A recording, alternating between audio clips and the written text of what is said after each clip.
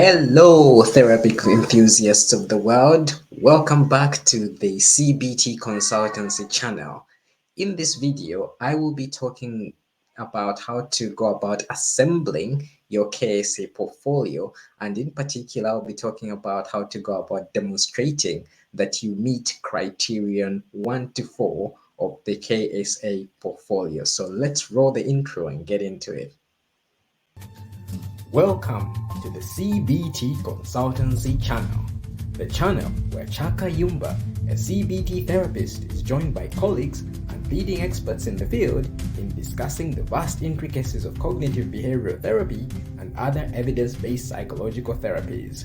For more information, please visit cbtconsultancy.com.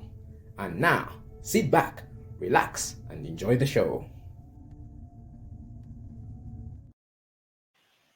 Right, so I have previously created two videos that are kind of introductory when you're going to assemble your KSA portfolio. So in the first video, I discussed how you go about figuring out whether you actually need to assemble a KSA portfolio as part of your accreditation as a cognitive behavioral psychotherapist with the British Association of Behavior and Cognitive Psychotherapist, the BABCP. I also talked about if you're supposed to assemble the portfolio, how much of it you need to do. So I've gone into that in detail.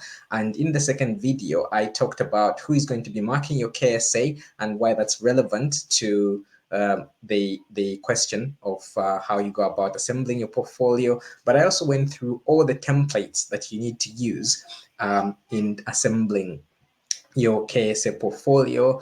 And this is also a very important subject, but I'm not going to go into that subject in any depth at all in this video because I've thoroughly covered it in the previous video. So I'll just assume that people understand what template they're going to be using for which particular criterion and why they're using that particular template. Generally speaking, if you are either already a cognitive behavioral therapist and thinking of applying for accreditation and you just need to get the KSA out of the way, or you're thinking of applying for your CBT training and as part of that you need to complete your KSA, the likelihood is that you already meet all the criteria.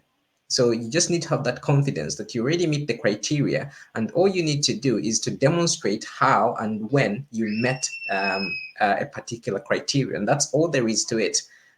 So it's nothing to be scared of, and it's definitely something that's very, very doable given your skills and your experience. So what would be a good thing for us to do is to go into the KSA guidelines document that the BABCP have produced, because it gives all the information we need in assembling that portfolio. So it says guidelines for assembling and assessing KSA portfolios or evidence for course assessment. So I'm going to scroll all the way down to the first criterion. So assuming you've read all this introductory information, once we get to, I believe this is page 9, you have the actual criteria. So criterion number 1 is a knowledge criterion. So basically the criteria is divided into 3 categories, and that's why it's called KSA. So K is for knowledge, S is for skills, and A is for attitudes. And there are 4 criteria under the knowledge section, and that's criterion 1 to 4. And the way I've set up the videos is that one video will cover the knowledge criteria, that's criterion 1 to 4, and then the other video will cover the skills criteria, that's criteria 5 to 10, and then the final video will cover the attitudes criteria, which is criteria 11 to 13. So there'll be 3 videos in total where I go into the criteria in detail. So criterion number 1 is a knowledge criterion. And the title is the life stages and human development. So I'm just going to show you what they're looking for with this criterion. So they explain here that the knowledge of life stages and human development, including understanding lifespan development cycles during infancy, childhood, adolescence, adulthood, and old age. Um, so basically, what they're looking for with this criterion is they're looking at you having an understanding of the life stages that a human being goes through and the developmental stages that they go through, and they want you to demonstrate that you have an understanding of the life cycles right from, say, from conception, from birth to old age, and they want you to link this to your knowledge of psychology, how that affects a person's psychological makeup, because the point of this is that you're probably already working as a mental health professional, and if you're trained as a cognitive behavioral therapist, you're going to be dealing with people who are having difficulties with their mental health, and usually these difficulties with their mental health in pretty much all the cases are linked to a person's experiences throughout their life. So it could be experiences during the infancy, it could be experiences during their childhood, or it could even be experiences even in later on in life. So at some point in their life, they've had some experiences that are now affecting their mental health, and having an understanding of human development from a psychological point of view can help you link this person's mental health difficulties to some aspect of their development as a human. So that's what this criteria is looking for. And there are, when you do psychology degrees, there are certain degrees that cover this completely. So it would be covered as part of your psychology degree, and that is why some people would be exempt from doing this particular KSA if they were, say, for example, they were a psychological wellbeing practitioner, they're registered with the BABCP as a psychological wellbeing practitioner. They would they would be exempt from doing this criterion if it was covered on their degree. But it could be that you've covered it on your degree, but you don't meet that criteria for doing a condensed KSA, in which case all you need to do is just demonstrate the learning that you got from that degree, from that discussion of the knowledge of life stages and human development. So all you would have to say is, I did this degree from whatever year to whatever year, and we covered this module, and this is what I learned from the module. And then you would attach your psychology degree to your portfolio to prove that evidence.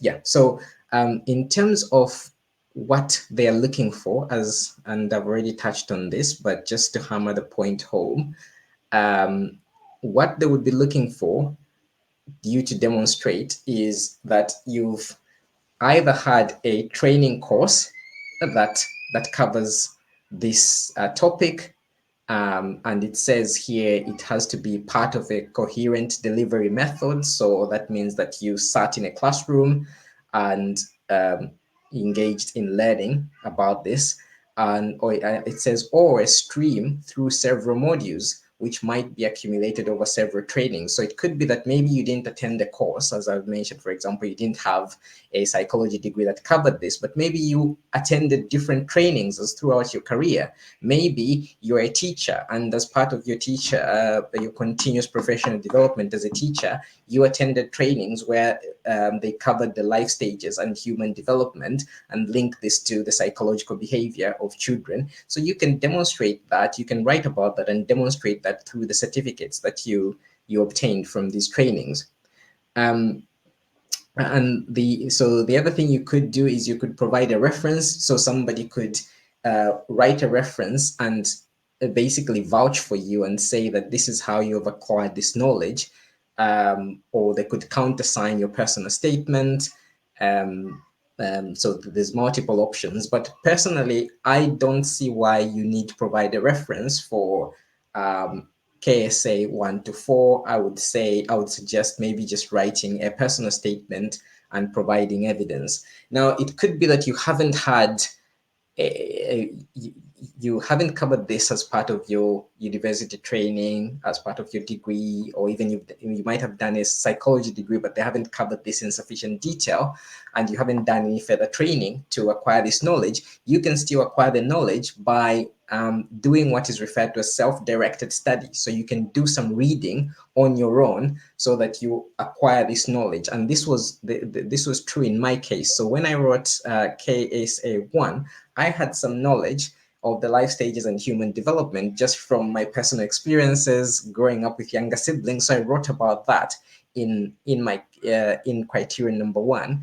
I also wrote about my understanding, because my degree was in microbiology. So I had an overall understanding of biology. So I wrote about that, but that was not sufficient. And when I was, when the lecturer who was looking at my KSA looked at what I'd written, they said, well, yes, you're writing about your personal knowledge growing up, you're writing about your degree in biology, but you don't demonstrate any knowledge, any actual learning that's linked to psychology. So please demonstrate that. So what I then did was I went and read some books that talk about the life stages of the life stages and human development, and how it impacts somebody's psychological makeup, and how that can be different at various stages of life. And one of the books that I really read in depth is a book by Paul Botis, Ulman Lindenberger, and Ursula M. Staudinger, and it's called The Handbook of Child Psychology, Volume 1, Theoretical Models of Human Development.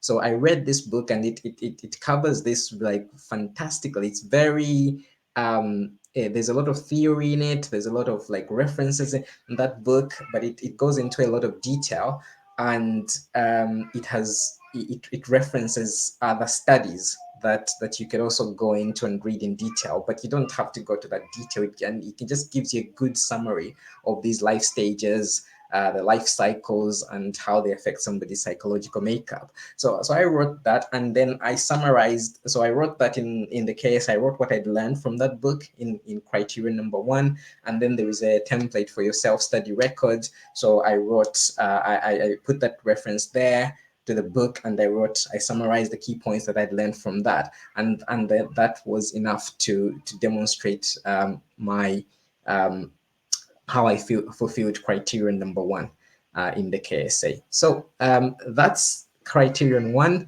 the life stages and human development. I'm just going to scroll down because I believe with this criterion, you don't need to yes, you don't, with criterion number 1, you don't even need to give any illustrative examples. So it's really just the knowledge of the theory. So let's move on to criterion number 2, which is another knowledge criterion. And this is a knowledge of the health and social care approaches. And basically, this criterion has to do with your knowledge of the legislation around health and social care. So as a cognitive behavioral therapist, you're going to be working within the health and social care system. You're going to be working as a healthcare provider. So it doesn't matter whether you're working within a system like the National Health Service, or you're working privately as a private therapist, you are still a healthcare professional. And as a healthcare professional, you need to know the legislation around how you deliver healthcare in a way that is positive for people, in a way that doesn't infringe on people's rights, in a way that is in accordance with the laws in this country governing the practice of healthcare providers. And this is what this criterion is all about. So it says their knowledge of the delivery and legislation of health and social care through statutory and non-statutory bodies, both national and local. And then they give you examples of some of this legislation. And if you scroll if you scroll further down there in this document, under the countersigned self-statement, it says attesting to evidence of their exposure to and developed awareness of key and current legislation, including at least 2 illustrative examples of the application of this knowledge. So you can write um, a personal statement, or you can write a countersigned personal statement, but you also need to provide 2 illustrative examples of how you have applied this knowledge of this legislature. Um, Now, in terms of the actual legislature, so you just need to demonstrate that you know the the legislature around your practice as a mental health practitioner, or as a healthcare practitioner, because you could have come from a different background, maybe not a mental health background. And some of these are highlighted here. So you've got the Mental Health and the Mental Capacity Act. You've got the National Services Framework, New Horizons. You've got the NICE Guidelines, which is the National Institute of Health and Clinical Excellence. We use the NICE guidelines in the NHS, even working as a healthcare professional, because the NICE guidelines advise what treatment intervention is recommended for a particular mental health difficulty. So, for example, for PTSD, the NICE guidelines recommend cognitive behavioral therapy, or eye movement desensitization and reprocessing, which is EMDR. So that's an example of a NICE guideline that could be relevant to a CBT therapist. Then you've got social care policies, human rights legislation, data protection, access rights and confidentiality laws, codes of conduct, the IAPT stepped care model, and models of service delivery. So you've got all these different legislature. So all you need to do when you're writing KSA criterion number 2 is just demonstrating how you've acquired the knowledge of a particular type of legislature, and then how you have implemented that knowledge in your practice. So let's take, for example, the Mental Health Act and the Mental Capacity Act. So this act has to do with whether somebody has the capacity to make decisions regarding their healthcare. And this becomes particularly relevant for 2 groups of people. So you have children minors who are under the age of 18.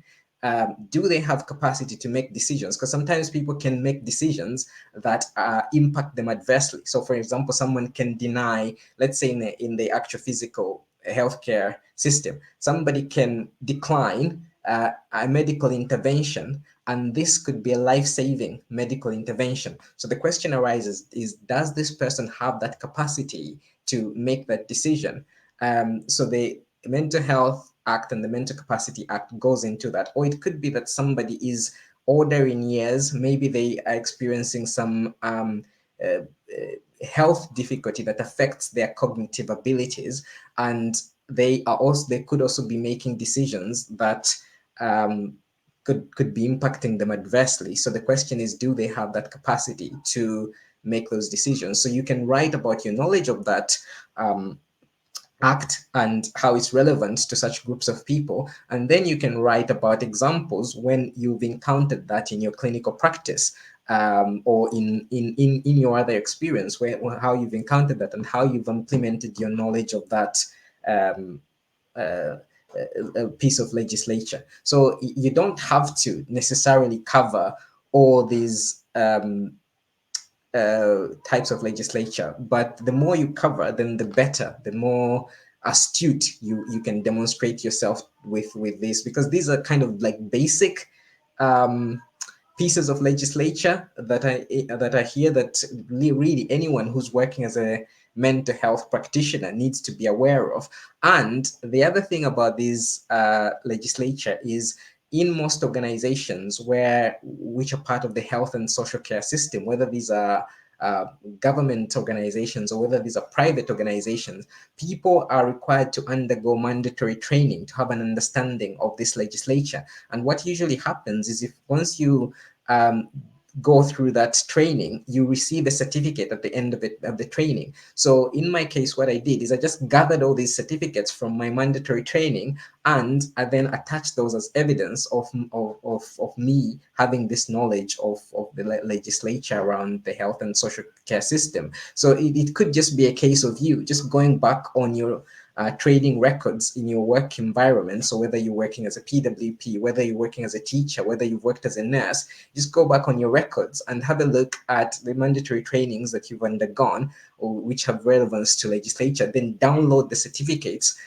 from those trainings and attach them as part of the evidence for you fulfilling this criterion. Because I would be very surprised if somebody is either training as a CBT therapist or planning to train as a CBT therapist and they haven't gone through at least the majority of this legislature that is indicated here. And it's just a case of demonstrating that you have that knowledge and you're able to implement that knowledge in your clinical practice and when you make clinical decisions. So I don't think there is much more to say about this. And also, the only other thing I would add is if, for example, there is a piece of legislature that is quite important and you haven't had the training, you can also do self-directed study on it, and then just log your self-directed study, the evidence of that self-directed study, what you read, what you learned from it, what were the key learning points from there, and that would satisfy that criterion.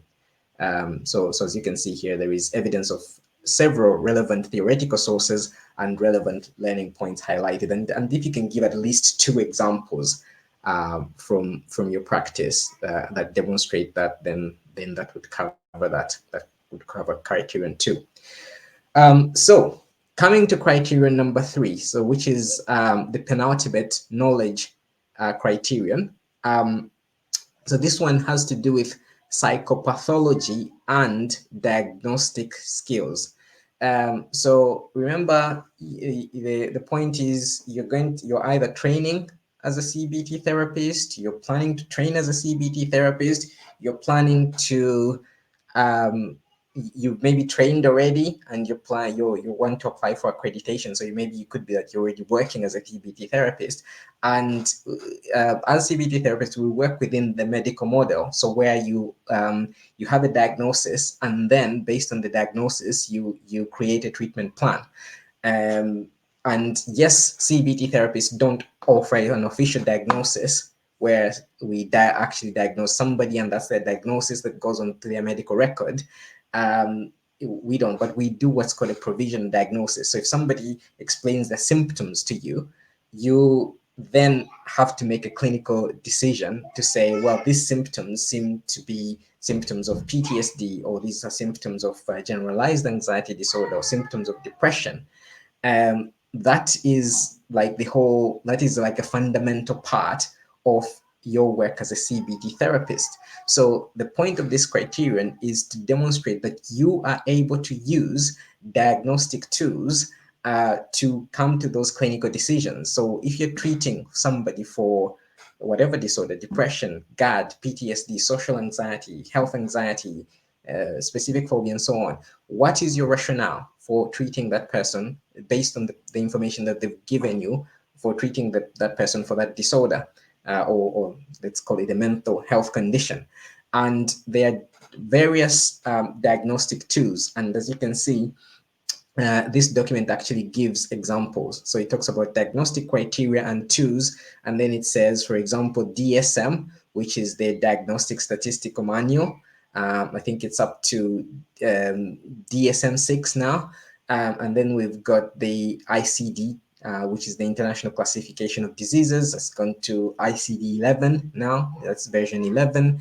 They are diagnostic and symptom report questionnaires. So if you work within the NHS, like I do, in primary care, in the talking therapies, which used to be called IAPT, clients are required to do these self-report measures for every session. So predominantly, you'd think of the PHQ-9, which looks out for symptoms of low mood, and then the GAD-7, which looks out for symptoms of generalized anxiety. Those are kind of the main ones, and then there's other self-report measures that are used as well. So basically all you're doing with this criterion is, again, just demonstrating that you have been trained to use that diagnostic criteria, where you received that training, how you received that training, and also demonstrating how you have used that training in practice. That's all you're demonstrating. So in terms of the, let's take, for example, the DSM-5. So it could be that you're PWP, and you can say, as part of my PWP training, we went through the DSM-5. This is what I learned about how to use the DSM-5, and this is how I used it. And then you can give some examples. I'm just gonna have a quick look here. Yes, so this is one of those that also requires 2 illustrative examples. So with this criterion, you would also be giving specific examples from your clinical practice where you have used a diagnostic criteria, a diagnostic tool, or you've used a self-report measure to come up with some kind of a provisional diagnosis, or come up with an idea of what you're going to be working with the client, which symptoms you're going to be working on with a particular client, and yeah, you need at least 2 examples to demonstrate that. So again, it says there that under training courses, it talks about minimum certificate level training, part of a coherent delivery method. So basically attending an actual course where these things are discussed and delivered to you.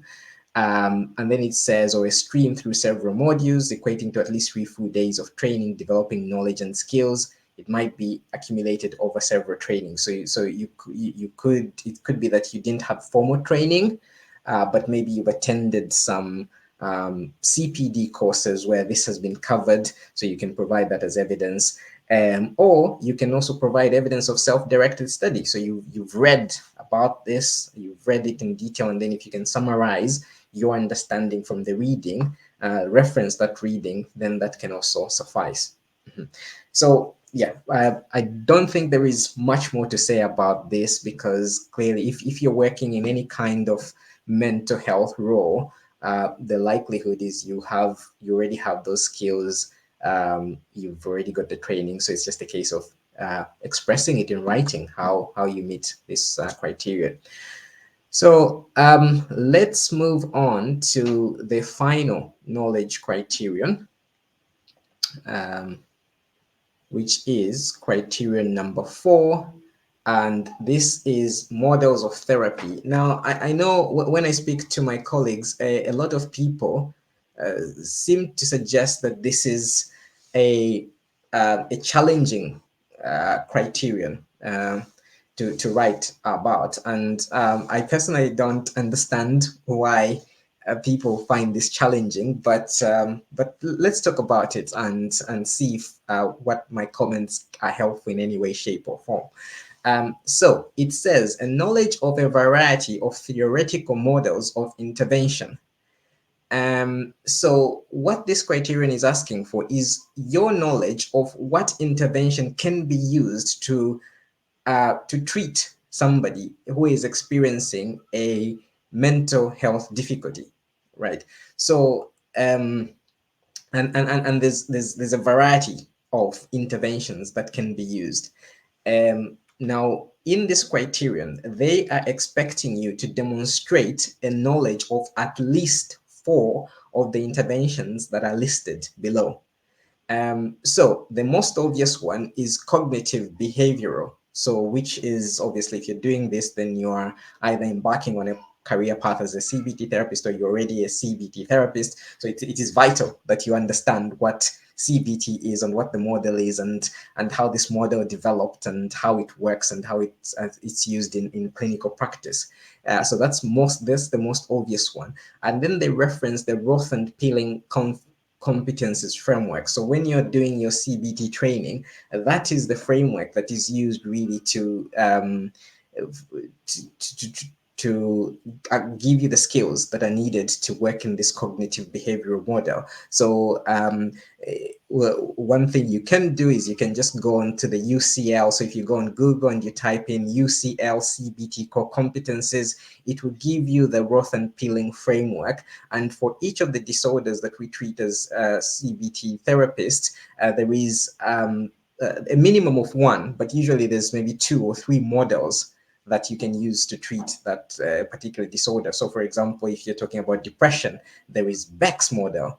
There is also, so Beck's is more a cognitive model, and then there's also Jacobson's and Martel's model for which focuses more on behavioral activation. So any CBT therapist should know, at least here in the UK anyway, I don't know in other countries, but here in the UK, any CBT therapist should be au fait with at least one of the models on the Roth and Peeling framework, such that if they are treating somebody for any common mental health difficulty and they were asked to explain what they were doing, from a professional point of view, they would be able to say, well, I'm treating them using this model, and these are the steps that are involved in treating this particular disorder using this model. Yeah, so that's the kind of knowledge you're meant to have. So just the knowledge of, you know, what does the core competence framework include, and why it's relevant really when you're working in a CBT model. Then there's a few others. So there is the biological model, there is the pharmacological model, there is the psychodynamic model, there is the humanistic and person-centered model, and then there's a systemic and family model. So really, what you would be trying to demonstrate here is that you know you have acquired this knowledge of 4 of these models, when you acquired that knowledge, how you acquired the knowledge. So for example, it could be that you have a psychology degree, and it could be that as part of your psychology degree, all these models were covered. It could be that. It could be that as part of your further training, some or all of these models were covered. So it could be that you went on, for example, let's say, for example, you went on to train as a psychodynamic counselor. So it could be that you covered, as part of your psychodynamic counseling training, it could be that you covered all these models of therapy, and maybe you even use a variety of these models as part of your work. So in my case, as a PWP, when I was writing this, I knew for sure that at least 3 of these models were covered as part of my PWP training. So the CBT model, obviously, because the PWP works, uses a low intensity CBT approach. So the CBT was covered as part of that training. The pharmacological aspect was also covered because as a PWP, during the training, you cover pharmacological interventions for mental health difficulties. You also look at aspects of how to support clients with their medication concordance. I believe the biological aspect as well was covered to some extent, because you're actually understanding the biological theory behind the pharmacological interventions. So the kind of the theories around about the relationship between genetic, biochemical, neuroanatomical, and neuroendocrinological factors, and how they affect an individual's mental health. And I gave a description of how pharmacological interventions work with those aspects of your biology to correct things that have gone on on a biological aspect that are affecting your mental health, and how the pharmacological interventions work. So for example, you'd be talking about things like selective serotonin reuptake inhibitors, SSRIs, like sertraline, citalopram, and so on. So I kind of linked the biological aspect with the pharmacological aspect when I was talking about the models of intervention. And then what happened in my case was that I could As well as that, also, as I mentioned, I have a degree in microbiology, so I linked my knowledge of the biological interventions from my previous study of microbiology. So there was that. So I had three models that I could talk about. So I needed a fourth model. So I then had to, you guessed, I had to do some self-directed study of which I did around psychodynamic therapy. And so I bought a book related to psychodynamic therapy. I read the book. I then sort of summarized my key findings in the Criterion and also in the self-directed study, and that then meant that I had four models of therapy that I had discussed in criterion number 4. So it can be any of these four, and the likelihood is for most people is that you have had some training that covers all of them, and even if you're short of one or two, you can just do some self-directed study and then write about that. The only other thing I just need to mention is that you would then be giving two illustrative examples.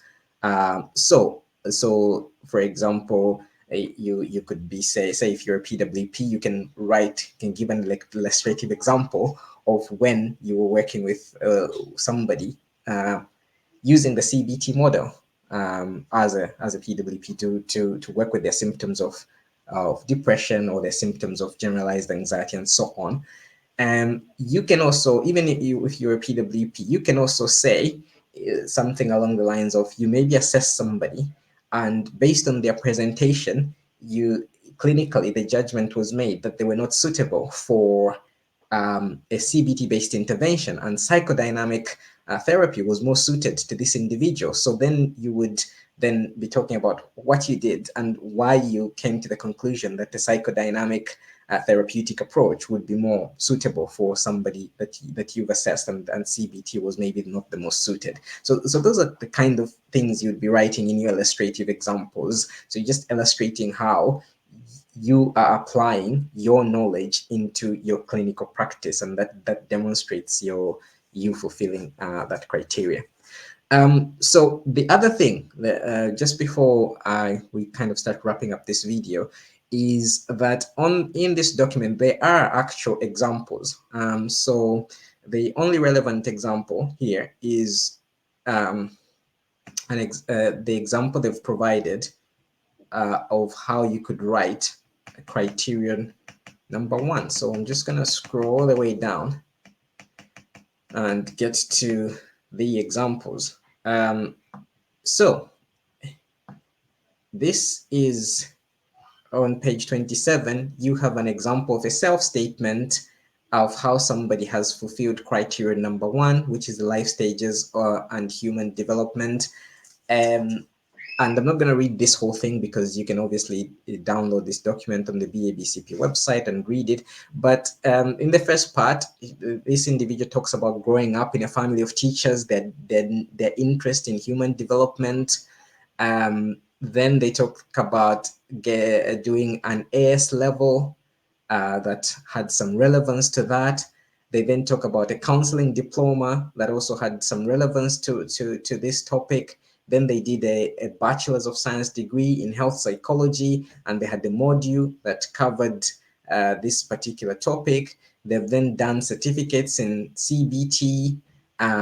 They've done some working roles and placements and various trainings that are relevant to that. They talked about some risk trainings, and then they've said all of these tools consider developments throughout an individual's life, from early developments such as family background, educational history, relationship developments, mental illness, and personal development. They talk about working in a prison with people with dangerous and severe personality disorders. And then they were also linking this to their knowledge of the life stages and human development, the life cycles. And then they have a paragraph here how they've applied that knowledge. As they say here, for example, I recently assessed a service user who disclosed she always felt less important than the rest of her siblings from early childhood, By obtaining this information, we were able to discuss her beliefs and assumptions in relation to her current relationships. And this is only about a page and a half, and they've attached this evidence that they've provided of that training that they've discussed in the write-up. And it's only a page and a half. And I guess maybe this is also something to think about if you're writing your KSA. You don't have to write reams and reams and reams and reams. All you're doing is you are demonstrating. You already fulfill that criteria. So you're just demonstrating how you fulfill that criteria. So if it's a knowledge criterion, when did you apply that? When did you obtain that knowledge? How did you obtain that knowledge? And how have you used that knowledge thus far? And if you're asked to give 2 illustrative examples, they just have to be brief examples that are succinct and demonstrating that point. So it doesn't mean that if you write more, then you're likely to pass your KSA than if you write less. You can write less, but hit all the points that are needed, or you can write loads and loads and maybe not cover the points that are required in order to demonstrate how you fulfill that criteria. So I would suggest maybe writing less, but being more succinct and actually just providing information, because that's all there is. You are KSA passable, but you just have to demonstrate it to the KSA marker that you fulfill that particular criterion. So I guess that's probably all I have to say regarding these 4 criteria, KSA 1 to 4. And I hope this is useful. Please ask questions in the comments section of this video if there is anything that was unclear that I can elaborate, and I'll look at the comments and respond to them as soon as I can. And I'm sure there's other people you can consult with as well who have written their KSA that would be able to provide some guidance related to that. So in the next video, I will go through the skills criteria, which is criteria 5 to 10. And we'll just do a similar thing where I just kind of summarize what they're asking for, and I can give some examples from my own personal experience writing this, and hopefully that will be helpful to you. So audience, thanks very much for tuning into this video. Please don't forget to like this video. Don't forget to subscribe to the CBT Consultancy channel so that you're alerted to other videos that may be of interest to you. And also please share this information with other people that you think it might be of benefit to. Yeah, and that's it for now. And just remember, a healthy mind is a wealthy mind. See you next time. You've been watching the CBT Consultancy channel. For more information, please visit cbtconsultancy.com. Don't forget to like this video and subscribe to this channel for more such content. Until next time, from me, Chaka Yumba, and my panel, it's goodbye.